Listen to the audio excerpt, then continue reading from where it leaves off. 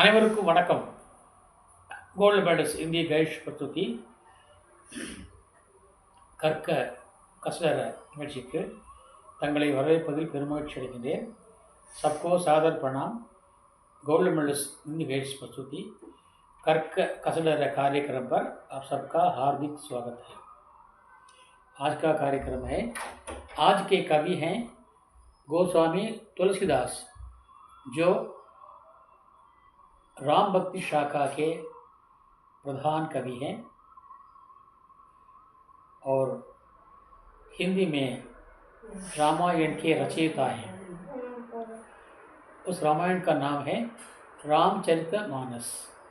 वो रामचरितमानस राम के चरित्र को बताता है, साथ ही साथ सभी धर्मों के प्रति समन्वय भावना का प्रचार करता है. यही रामचरितमानस की विशेषता है. அனைத்தும் ஒன்று, அனைத்து மதங்களும் ஒன்று, அனைத்து மக்களும் ஒன்று என்று சமூக நீதியை அவர் இங்கே ராமனுடைய வரலாற்று மூலமாக இங்கே நமக்கு சொல்லியிருக்கிறார். அந்த சமூக நீதியை தமிழிலே உள்ள கம்பராமாயணத்திலும் கம்பர் சொல்லியிருக்கிறார். तमिल के महाकाव्य कंबर ने भी ये रामायण कहानी पहल संस्कृत में वाल्मीकि ने लिखी थी. उसके बाद हिंदी में तुलसीदास ने लिखा है. तमिल में कंबर रामायणम के नाम से रामचरित को लिखा है. इसमें आखिर जब राम रावण युद्ध खत्म हो गया था, राम रावण युद्ध मुड़िंद பொழுது उस समय विभीषण उसके राम के पैरों पड़ता है और उनसे माफ़ी मांगता है. तो उस समय राम उसको आश्वासन देते हैं. वे तो लंका के वीर बन गए, फिर भी वे वहाँ के राजा ना बनकर रावण के भाई विभीषण को लंका के अधिपति यानी राजा बनाते हैं. उस समय उनको वे आशीष देते हैं. इसको रावण के भाई विभीषण को आशीष देते हैं. तमिल में कंबर रामायण में ये बात स्पष्ट है कि அன்புள்ள குகனோடும் ஐவரானோம், அன்புள்ள குகனோடும் ஐவரானோம், பின்பு குன்று சொல்வான் மகனோடும் அறுவரானோம், பின்பு குன்று சொல்வான் மகனோடும் அறுவரானோம், இன்று முதல் உன்னோடு எழுவரானோம் என்று அண்ணல் சொல்ல விபீஷணன் அடிபணிந்தான் என்று அந்த வாசகம் வருகிறது. அன்புள்ள குகனோடும் ஐவரானோம். நாம் 4 சகோதரர்கள், நான், ராமன், லக்ஷ்மணன், பரதன், சத்ருகனன், 4.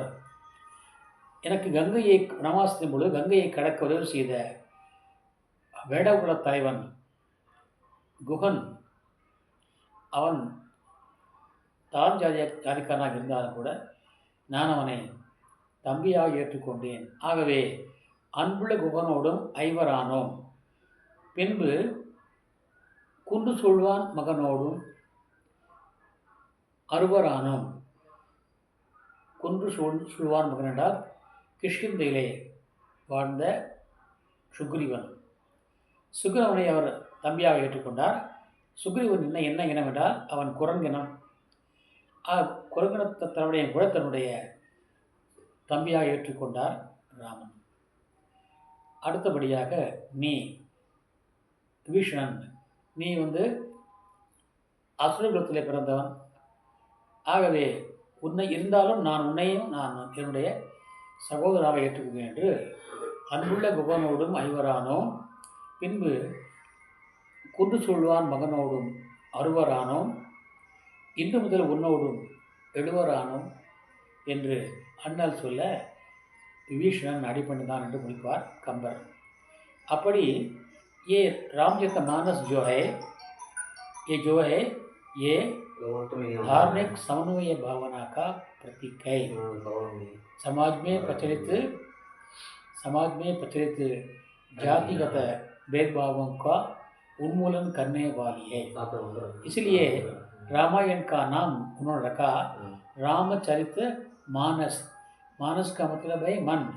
हर हिंदुस्तान का, विश्व भर के लोगों का मन है राम का चरित्र है, इसलिए राम के चरित्र को महान बताया गया है। उस रामचरितमानस में ये अंश है जब सीता की खोज में हनुमान श्रीलंका जाते हैं, वहाँ श्रीलंका जाते हैं, सीता से मिलते हैं, उसके बाद रावण से मिलते हैं। रावण उनका परिहास करता है और उनको यानी हनुमान को भगाने का प्रयत्न करता है। अपने नौकरों को वो आदेश देता है कि इसको भगा दो। जो उसके नौकर राक्षस हनुमान को भगाने का प्रयत्न करते हैं। प्रस्तुत अवतरण इस संदर्भ का है। प्रस्तुत अवतरण आज का जो पाठ है, प्रवीण उत्तरार्ध का पोर्शन जो है, ये पद जो है इस संदर्भ का है, क्योंकि हमें पूर्व कथा सुनानी पड़ती है ताकि ये वीडियो थोड़ा लंबा भी हो जाए, क्यों ना हो जाए, कोई बात नहीं, लेकिन पूर्व कथा तो आपको सुनानी ही पड़ेगी, तभी तो आप समझ सकते हैं कि इसका असली मतलब क्या है, असली व्याख्या क्या है, तभी आप उसको समझ सकेंगे। इसलिए मुझे पूर्वाभास कहना ही पड़ता है, चाहे समय कुछ बर्बाद भी क्यों ना हो। मैं उसकी परवाह नहीं करता, आप भी कृपया परवाह ना कीजिए। தயவு செய்து நேரம் போதை பற்றி கவலைப்பட வேண்டாம். அந்த இனிய வருகிறது என்ற அந்த முன் கதை நீங்கள் தெரிந்து கொள்ளுங்கள், அப்பொழுது உங்களுக்கு தெளிவாக புறப்படுவதற்காக சொல்கிறேன். சரி, இங்கே बसन बटोरी बटबोरी बोरी तेल समीचर। बसन बटोरी, वसन बसन उत्तर भारत में वाह का बा होता है।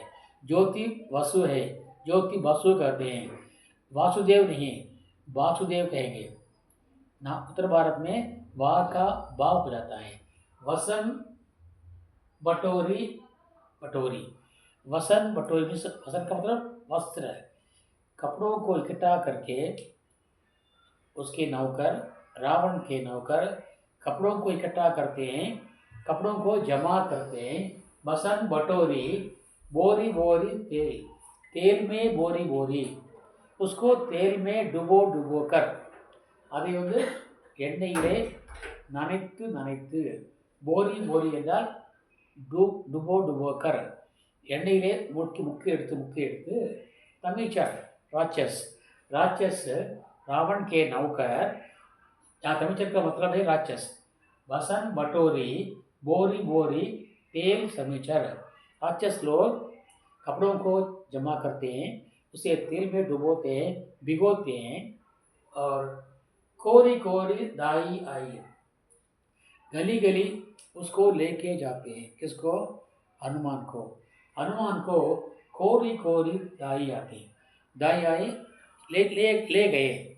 हनुमान को उन्होंने बंदी बनाया, बंदी के समान उन्होंने उनको समझा और उसको गली गली लेते फिरे, क्योंकि ये तो वानर है, मनुष्य के समान है। लोगों को जरा उनकी सूरत से थोड़ा सा अजीब सा तमाशा सा लगता है, इसलिए कोरी कोरी दाई आई बांधता लंगूर है, उसके पूंछ में उसको बांधते हैं और उसमें क्या करते हैं, आग लगा देते हैं, पूंछ में आग लगा देते हैं। बांधत लंगूर है, उस बंदर के यानी रहमान के पूंछ में उन तेल के कपड़ों को बांध देते हैं।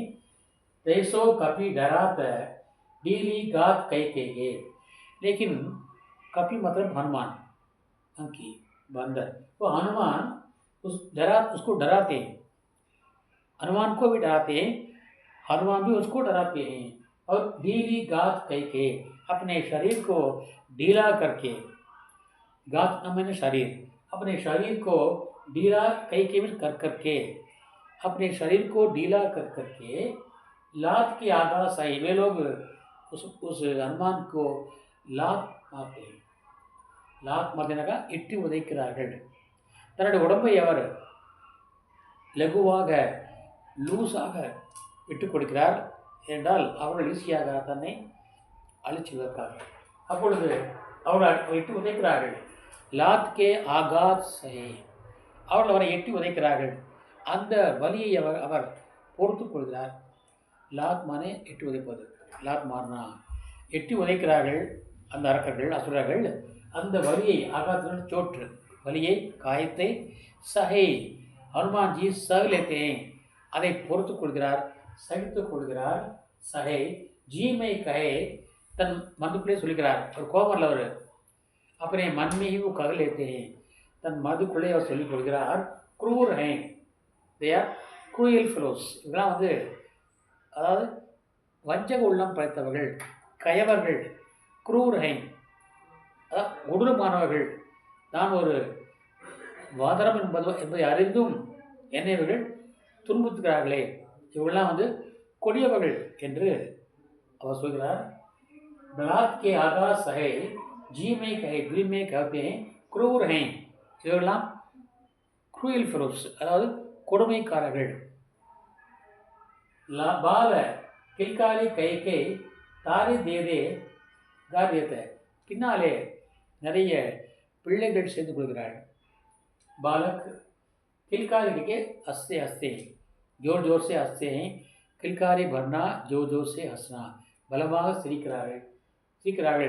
அவருக்கு गाली ताली देते हैं, गाली देते हैं, ताल देते हैं, हंसते हैं, उसको ताली बजाते हैं, ताली देते हैं, ताली बजाते हैं, கை தட்டுறாங்க. குழந்தைகள் அதை பார்த்து மகிழ்ந்து துள்ளி குதித்து ஆரவாரம் செய்து கைத்தட்டுகிறார்கள். அவர் காலி தேத்தே, அவரை हनुमाனை திட்டுகிறார்கள். हनुमान को गाली देते हैं. बाल किलकारी कह के, किलकारी करके, हंस हंस के ताली देते, ताली बजाते हैं और गाली देते हैं, उसको गालियाँ देते हैं, அவரை திட்டுகிறார்கள்.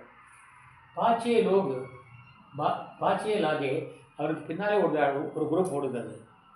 பாச்சே வந்தால் பீச்சே, அவருக்கு பின்னாலே ஒரு குரூப், ஒரு கூட்டம் போகிறது.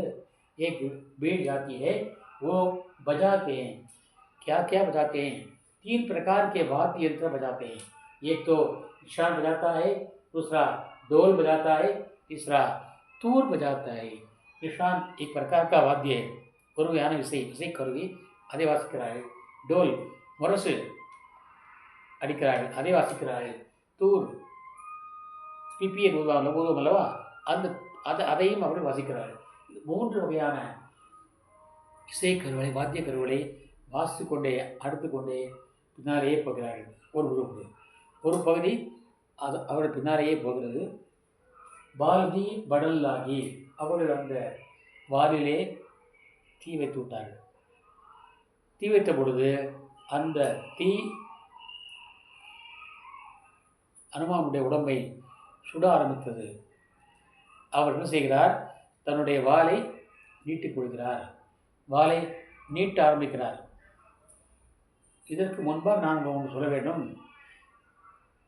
லங்காவுடைய அரண்மனை தங்கத்தால் ஆனது, ஸ்வர்ண மஹல் தா, श्रीलंका का राजमहल स्वर्ण महल था, उसको जलाया था वानर ने. அதை வானரமாகிய ஹனுமான் எரித்தார் என்று சொல்லப்படுகிறது. உண்மையில் அதுவல்ல, ஹனுமான் லங்கையை எரிக்கவில்லை. அந்த ராவனுடைய ஊழியர்களுடைய மோசமான செயலின் காரணமாகத்தான் லங்கா இருந்தது. அவருடைய வாலிலே தீ வைத்தார்கள் அல்லவா, அந்த வாலினுடைய நெருப்புடைய அந்த சூடு பொறுக்காமல் ஹனுமான் என்ன செய்கிறார், தன்னுடைய வாளை நீளச் செய்கிறார், நீட்டிக் கொள்கிறார். அந்த வால் நீள நீள நெருப்பும் நீள ஆரம்பித்தது, நெருப்பும் அதிகமாக ஆரம்பித்தது. அந்த சூடு தாங்காமல் அவர் அங்கும் அங்கும் ஓட ஆரம்பித்தார். பாரதி பாடல் லகி, பாரதி என்றால் இந்த நெருப்பு, இந்த வால் பாடல் லகி பட்னே லகி, பாரதி படல் லகி டவு டவு தீனி ஆகு. டவு டவு ஜக ஜக, ஆங்காங்கே நெருப்பு பற்றி கொண்டது. தீன்ஹி ஆகி, ஆக் லகி தீ பற்றி கொண்டது. அந்த வால் நீண்ட காரணத்தினாலே ஆங்காங்கே நெருப்பு பற்றி கொண்டது. சூடு தாங்காமல் இங்கும் அங்கும் ஓடிய காரணத்தினாலே, தாவி தாவி ஓடிய காரணத்தாலே அந்த நகரம் முழுவதும், அரண்மனை முழுவதும் தீ பற்றி கொண்டது. பாரதி बदल लागी, टौर टौर दीन ही आगी, जगह जगह पर आग लग गई. और वो आग इस प्रकार थी. அந்த வால் பற்ற வைத்த நெருப்பானது வால் நீண்டதன் காரணமாக எல்லா நாலாவரும் அந்த தீ பரவியது. பரவியதன் காரணமாக தங்கமயமான அந்த ஸ்ரீலங்கா அரண்மனை எரிய கோல்டன் பேலஸ் சொல்கிறாங்களே, எரிய ஆரம்பித்தது. எரிய எரிய அரண்மனை முற்றிலுமே சாம்பலாகியது. அந்த எரிந்த தீயினுடைய நிலைமை என்னவென்றால், பிந்து கி தவாரி, விந்திய மலையில், பிந்துனா விந்திய மலை, விந்திய மலையிலே ஒரு காட்டுத்தீ ஏற்பட்டால் எப்படி இருக்குமோ அப்படி இருந்தாங்க. பிந்து கி தவாரி, தவாரி தாவானல், காட்டுத்தீ என்பார்கள். காட்டுத்தீயை யாராலும் அணைக்க முடியாது. அதுவாக அணைந்தால் மட்டுமே உண்டே தவிர காட்டுத்தீ தானாக அணையும், யாராலும் அணைக்க முடியாது. மழை பெய்தால்னா அணையலாம். ஆனால் இங்கே பிந்துக்கிய தவாரி, அந்த நெருப்பினுடைய இந்த வெப்பமானது விந்திய மலையிலே காட்டுத்தீ எரிந்தால் பட்டால் எப்படி இருக்குமோ அவ்வளோ வெளிச்சமாக இருந்தாங்க. அது மட்டும் கைந்தோ चमका प्रकाशितमा, कैसे कोटि सत शूर है, कोटि सत माने 100. हम बोलते हैं ना, तेंदुलकर ने शतरन बनाया, सत माने 100, அதாவது 100 சதம் அடித்தார் சொல்லுவாங்க. ஆக கைந்தோ चमका कैसे कोटि सत सूर है, सूर है सूर्य हो, कोटि सत सूर्य, एक सूरज का प्रकाश तो दुनिया भर में फैलता है. यहाँ पर कोटि होता है 100 कोटि, 100 करोड़ सूर्यों का, सूर्य की गर्मी जितनी होगी उतनी थी उसकी गर्मी. उस राजमहल के झरने की गर्मी इतनी तीव्र थी कि कोटि सत करोड़, 100 करोड़ सूर्यों का प्रकाश, सूर्य की गर्मी कितनी तेज होगी उतनी तेज थी. 100 கோடி சூரியர்கள் தோன்றினால் அதனுடைய வெப்பம் எப்படி இருக்குமோ அப்படி தோன்றியதான் அந்த லங்கா அரண்மனை. ஸ்ரீலங்கா அரண்மனை எரிந்த காட்சி, அந்த எரிந்தனுடைய அந்த வெளிச்சம், அந்த பிளாஸ் ஆச்சு இல்லையா, அது அவ்வளோ பயங்கரமாக. 100 கோடி சூரியன் சேர்ந்தால் எப்படி வெளிச்சமாக இருக்குமோ அப்படி இருந்ததுதான். விந்தக்கிய தவாரி போல் இருந்தாமா, விந்திய மலையினுடைய காட்டுத்தீயை போல வந்ததாமா. அப்புறம் கைந்தோ கோட்டி சத்த சூர் ஹை, 100 கோடி சூரியன் சேர்ந்தால் அவருடைய வெப்பம் நின்றுக்குமோ அதுபோல் வெப்பமாக இருந்தது என்கிறார். இது உப்புமா அலங்காரம்.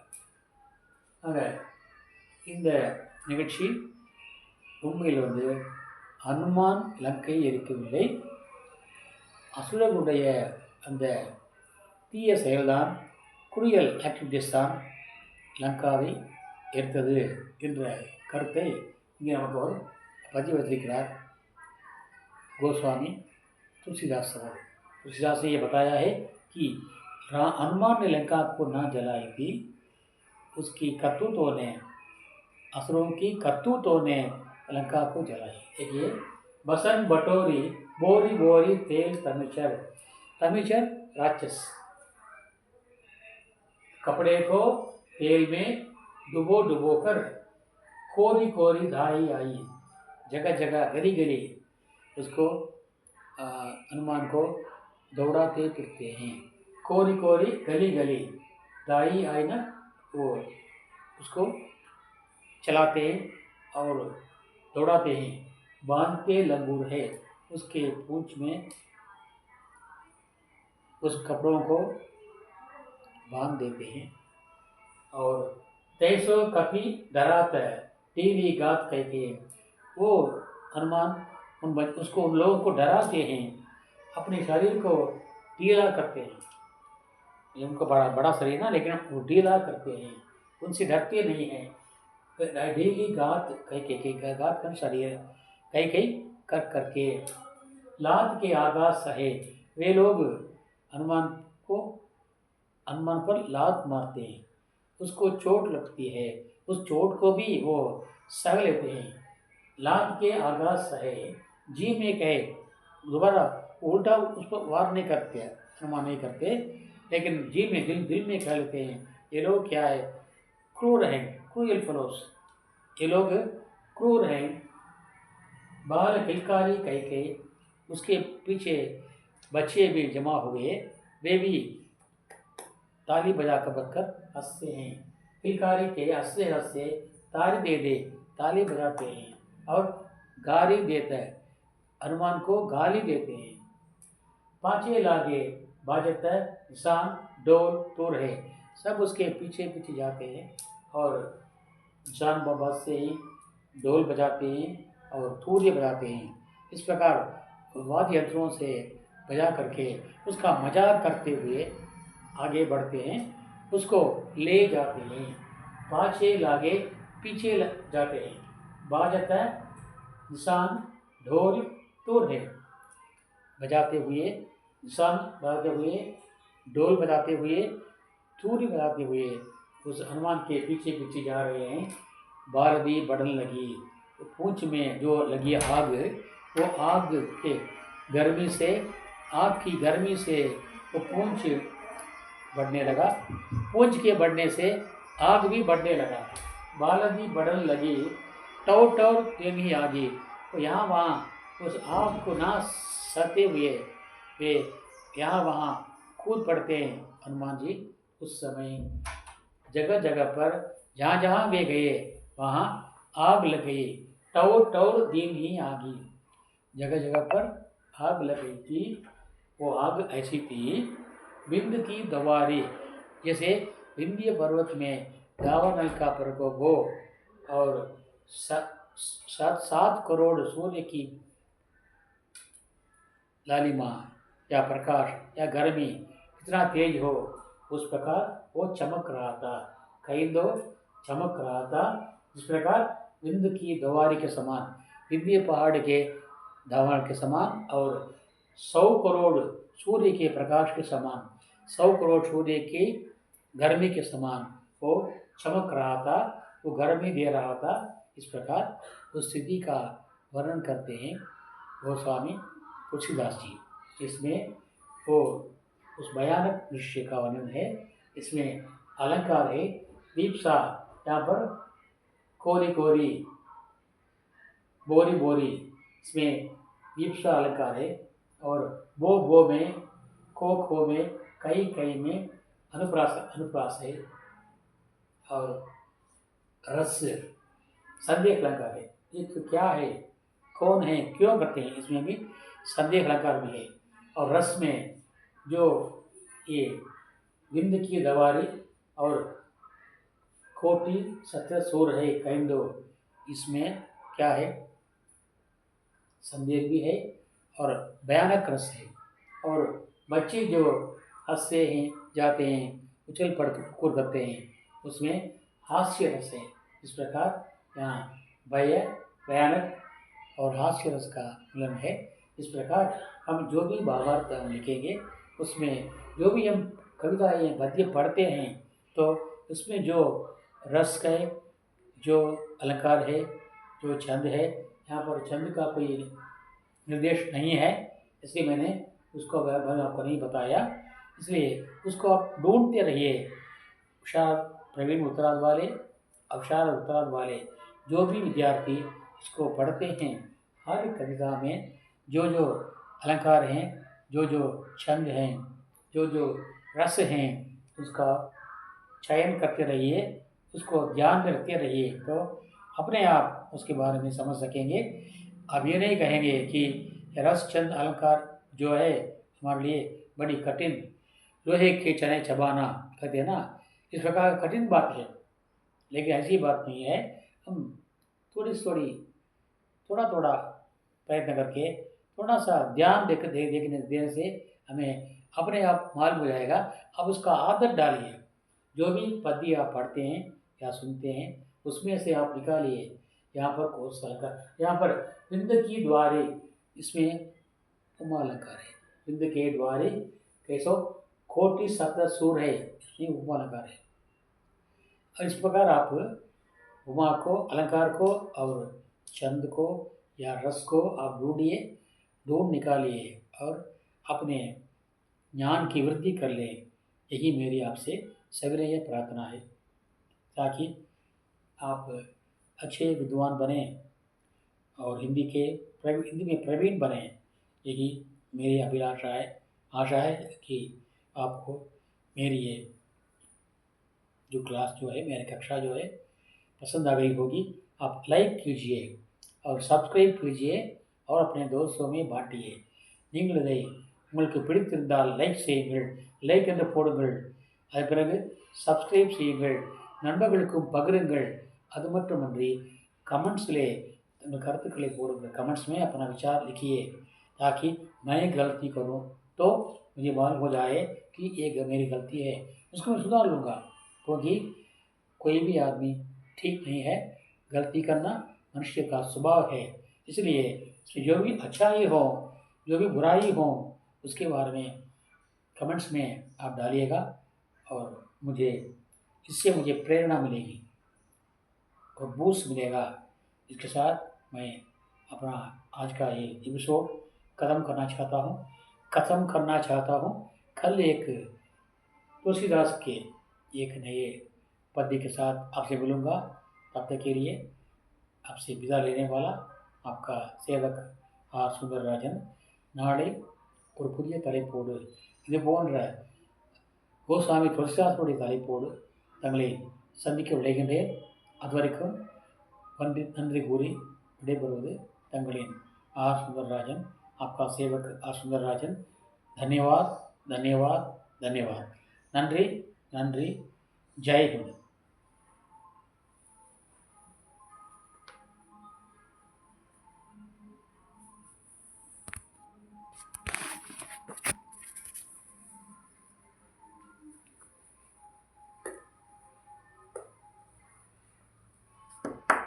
हाँ।